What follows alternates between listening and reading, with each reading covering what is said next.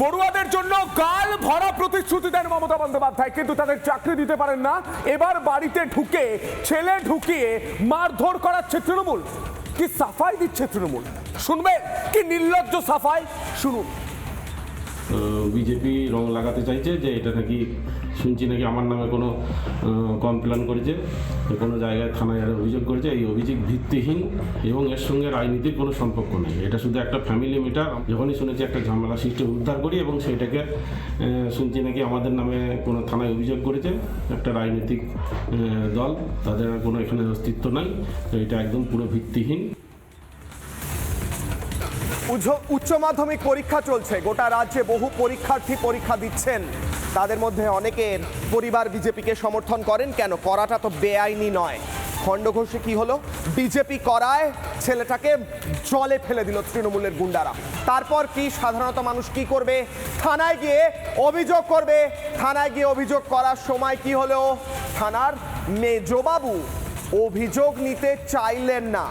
থানার মেজবাবু থানায় বসে ভাবলেন যে এই অভিযোগ নিলে তো গন্ডগোল হয়ে যাবে। হয়তো তিনি এই কথা ভাবলেন, তাই জন্যই হয়তো অভিযোগ নিলেন না। তিনি তাই জন্য এদেরকে বললেন যে এই অভিযোগ আমি নিতে পারবো না, কারণ মনে মনে হয়তো ভাবছিলেন আমার মালিক পক্ষ বিজেপি অভিযোগ করছে। মনে মনে হয়তো তিনি ভাবছিলেন আমার মালিক পক্ষ রেগে যাবে, তাই এই অভিযোগ আমি নেব না। কিন্তু পরবর্তীকালে বিজেপি গিয়ে হস্তক্ষেপ করায় অভিযোগ নিতে বাধ্য হয় থানা। কি বলছে স্থানীয় তৃণমূল এবং বিজেপি, শুনবো। কিছুদিন আগে বিজেপি যুব মোর্চার পক্ষ থেকে চাকরি চায় বাংলা কার্যক্রম হয়েছিল ওখানে। তাছাড়াও হিন্দু সম্মেলনও হয়েছিল ওখানে। এই সব কার্যক্রমে সহযোগিতা করেছিল। এই কোনো ইস্যু নিয়ে তার দোকানে হামলা করে দোকান ভাঙচুর করা হয় এবং তার ছেলেকে মারধর করে জলে ফেলে দেওয়া হয়। এটাই তৃণমূলের প্রকৃত উন্নয়ন। এবং তারা যখন মেডিকেল করিয়ে খণ্ডঘোষ থানায় অভিযোগ করতে যায়, তখন খণ্ডঘোষের মেজবাবু তাদের উপর প্রেসার ক্রিয়েট করে যে তৃণমূলের অঞ্চল সভাপতি এই শব্দটি লেখা যাবে না। নিশ্চয়ই আমরা খোঁজ নেব এবং উপযুক্ত ব্যবস্থা নেওয়া হবে।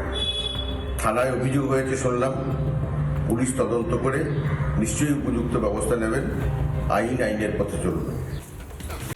নানা ধরনের কন্টেন্ট দেখার জন্য লাইক করুন, শেয়ার করুন আমাদের ফেসবুক পেজ, সাবস্ক্রাইব করুন আমাদের ইউটিউব চ্যানেল। পাশাপাশি অন্যান্য ব্রেকিং নিউজের জন্য অবশ্যই চোখ রাখুন রিপাবলিক বাংলায়।